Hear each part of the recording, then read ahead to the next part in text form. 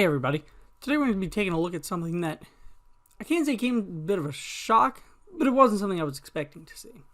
And that's the Intellivision Amico will probably never actually come out. And while I think a lot of people expected it to fail, they thought it would actually come out at least. Even Atari's new disaster of a console that I honestly haven't seen much about, other than, I saw a couple things when it was in development and all that, and I've seen it online listed at stores now that it's been released, and I'll have to go look it up now and see some stuff about it, because now I'm curious, but obviously it's not making a very big splash.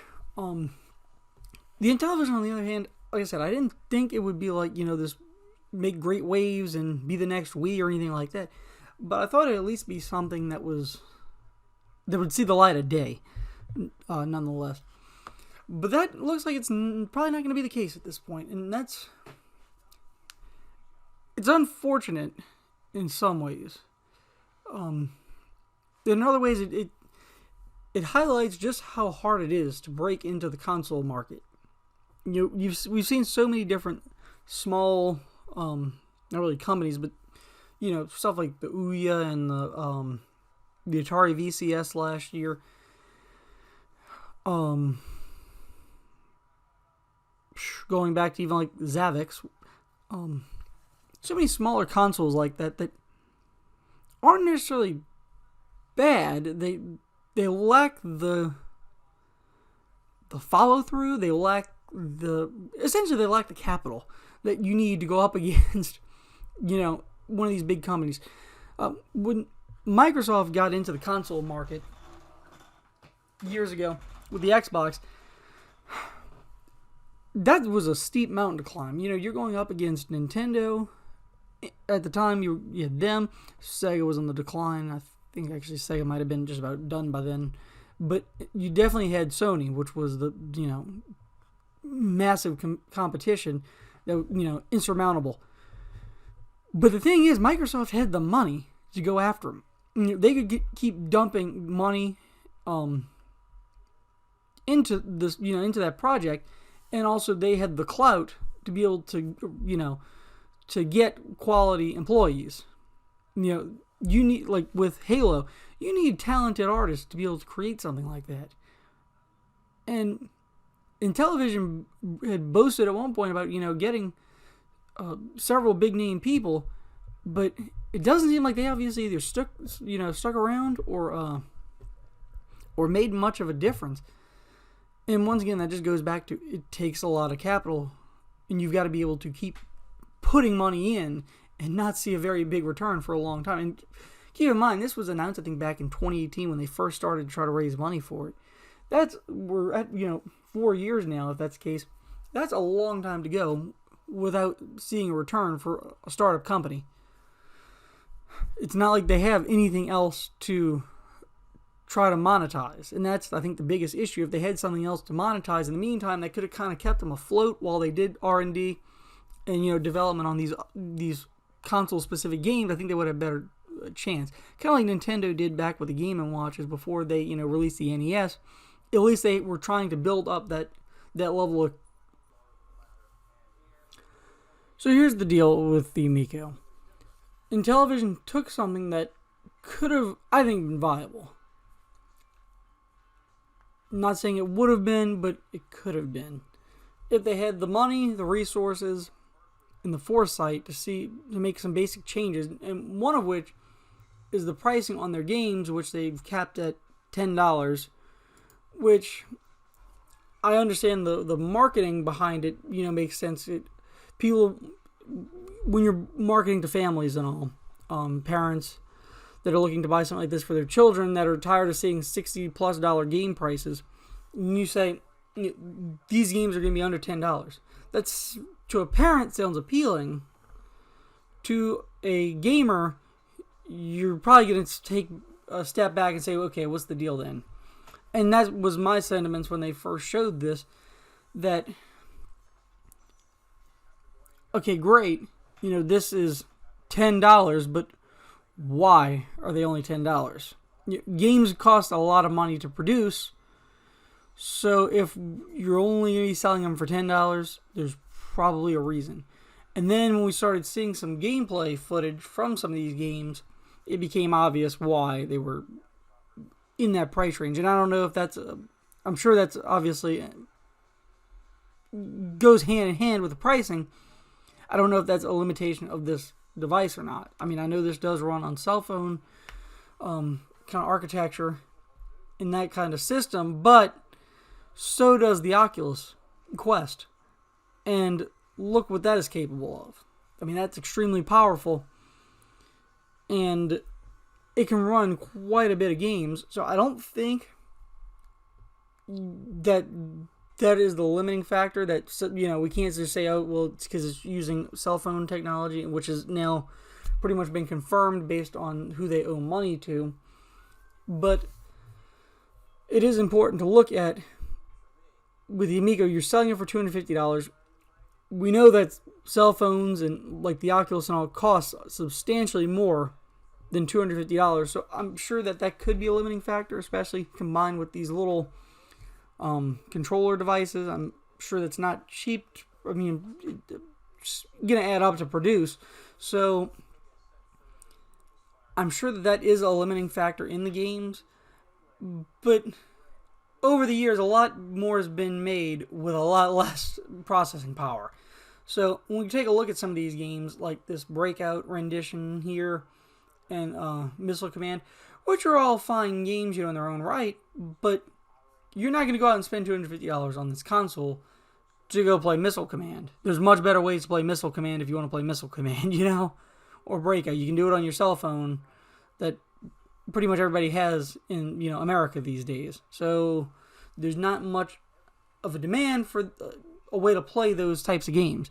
So I'm not really sure what they were doing and what they thought they were going to do with this console. Like I said, I understand they were trying to appeal to families and all that, but from some of the information that they put out in the beginning of this, between the price points of the games and also the way the games were going to be set up, specifically with some of the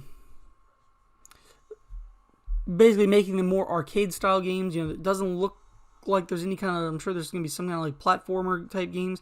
But by sticking in that kind of genre of arcade-style games, you know, they mentioned that it was going to be able to, you know, you pick it up, you start playing, that's it.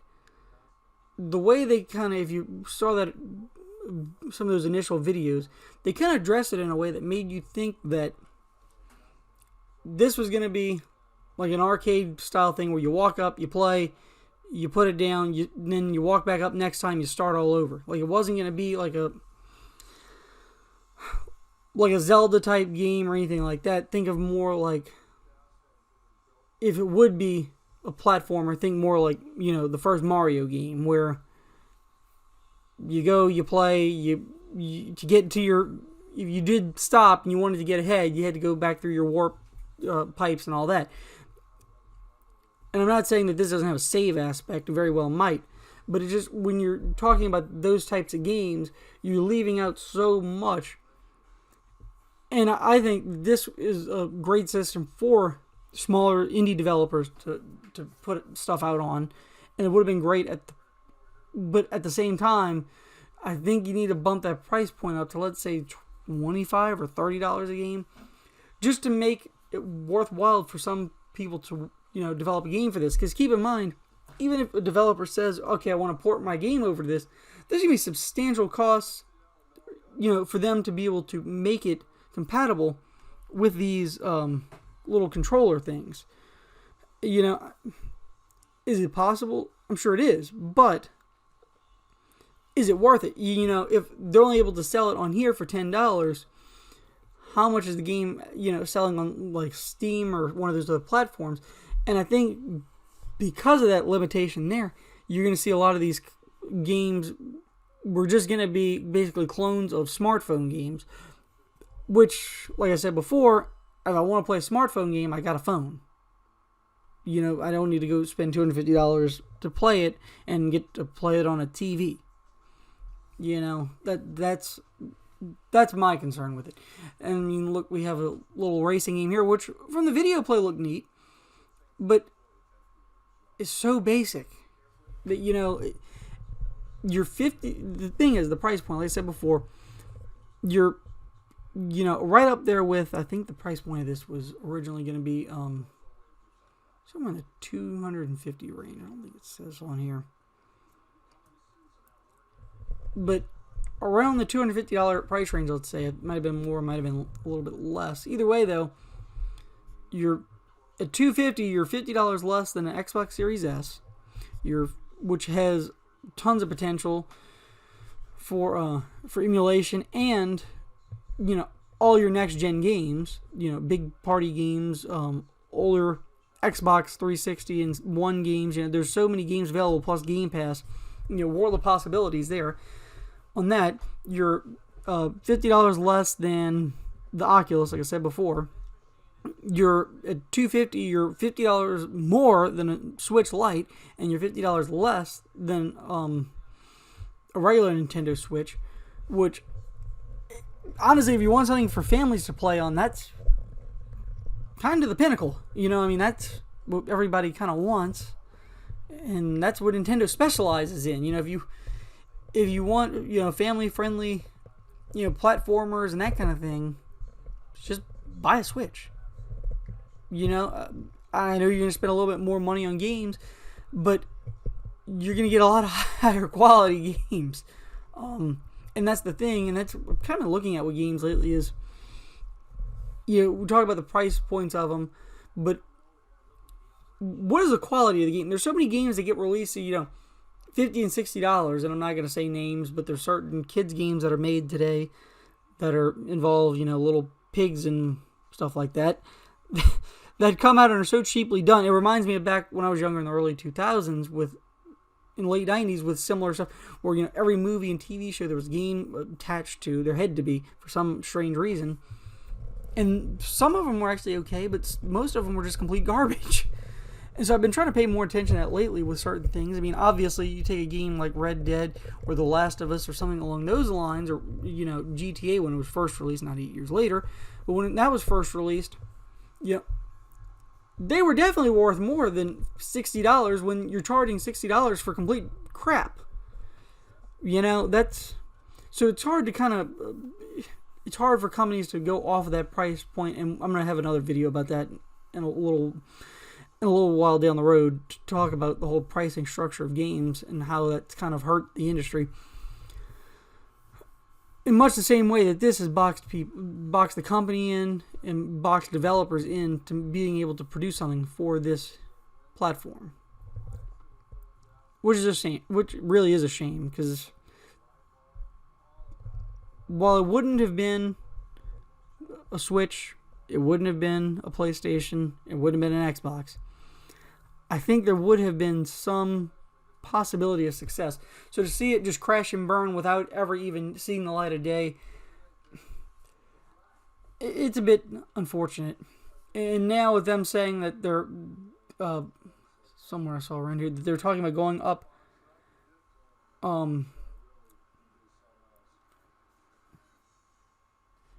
yeah, I'm talking about going up between 50 and 100% in price of games, which I think is okay. I think that's where they should have been in the first place, to get a little bit higher end games. But they also talked about going up on the price of the consoles potentially.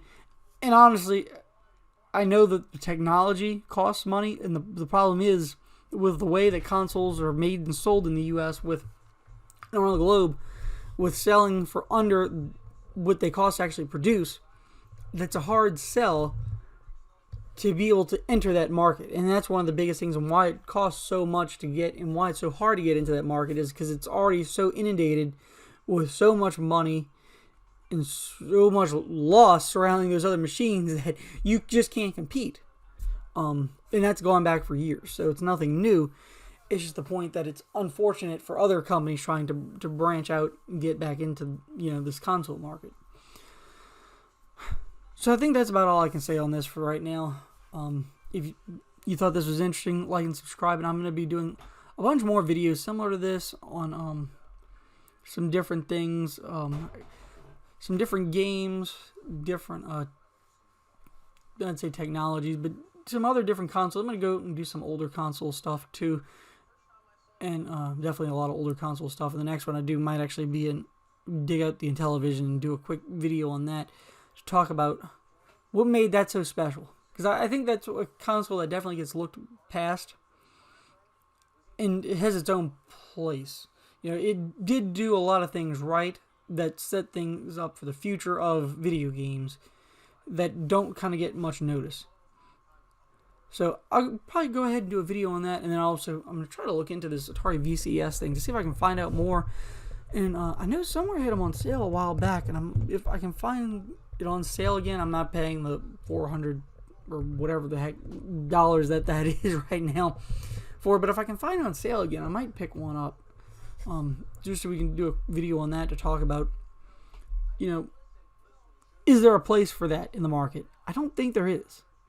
There might be. I think there's probably a use for it as a computer system, but I think there's so much other stuff out there with the Mister now coming out and that kind of thing that market's getting very inundated with higher end options. Not just the Raspberry Pi market. Now, we saw a lot of people using those for emulation, but the higher end stuff, the PC based, actual computer based emulation type systems. That market, that instead of the $50 to $100 range to build a console, it's the $500 plus range. So I think that's kind of starting to get inundated, and I think there's a very slim amount of people that are willing to spend that kind of money to recreate those old games. But I know there is definitely a market. So I'm going to look into that and some other stuff, and we'll go from there and see what's next. Thanks for watching.